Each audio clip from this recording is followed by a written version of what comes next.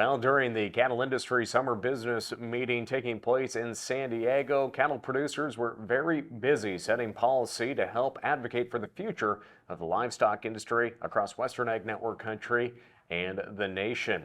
And we were able to catch up with a lot of producers during that event. And we do want to mention that our coverage from San Diego is brought to you by Ag Risk Advisors, reminding producers that they provide them all the risk management tools to help them be successful out in the countryside. Just visit agriskadvisors.com for more.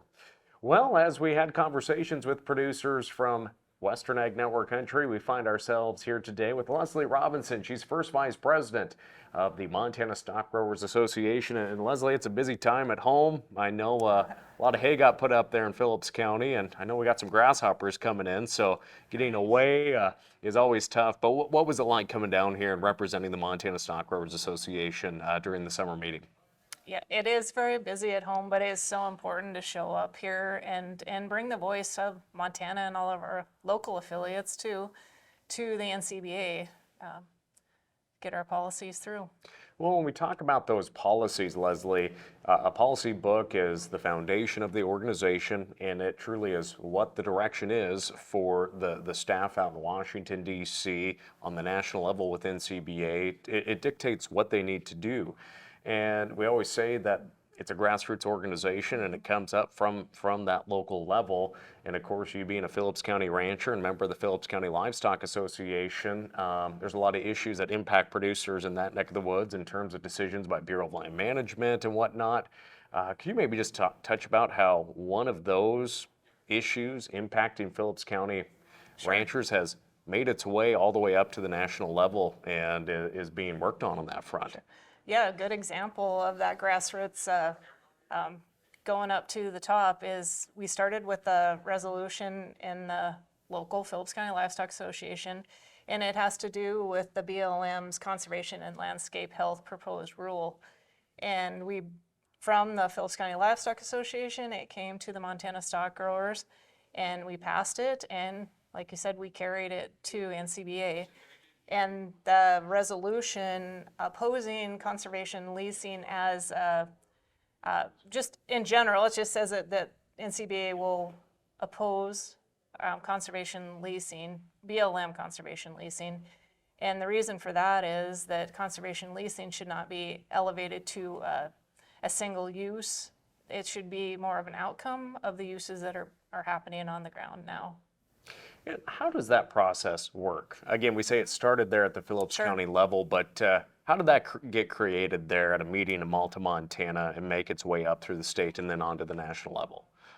I'm going to give Perry Jacobs a shout out for that because she wrote it for our local group and got it passed at the local level. And what it takes is just somebody to sit down with an idea, put it into the right format, and tell your story and get it passed. On the local level, same thing happened like at the stock growers at our convention, and then we brought it to the Federal Lands Committee here in NCBA, and it passed unanimously in committee.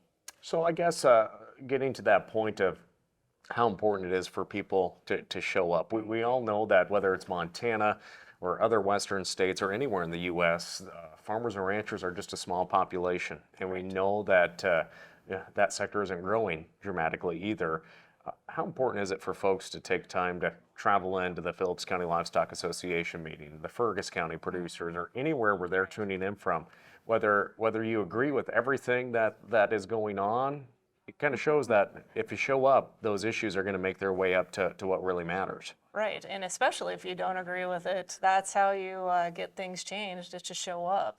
And like I said, tell your story and try to convince people that that's the way it should be. And that's so important. And it is so busy at home, but it's so important to show up and have your voice heard, because like you said, we are a very small segment, but we can be a big voice if we organize, and we need state organizations, and we need national organizations to be our voice at the different levels. So Well, we're talking quite a bit about Phillips County here today, but there's been a lot of talk, of course, around the Bureau of Land Management's decision regarding that change of use from cattle to bison on grazing allotments that are overseen by the American Prairie Reserve, or American Prairie, as they've now rebranded themselves.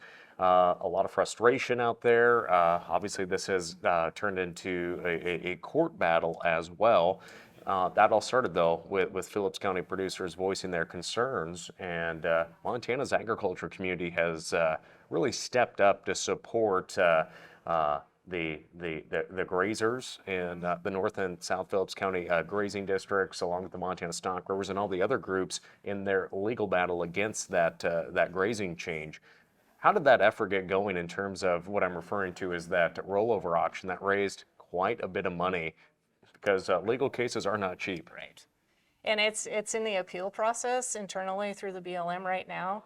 And how the stock growers got into it is North and South Phillips County grazing districts were the initial groups that appealed it, and the Montana stock growers decided to join in with them. And we have taken it and ran with it, I guess. We had rollover auctions across the state.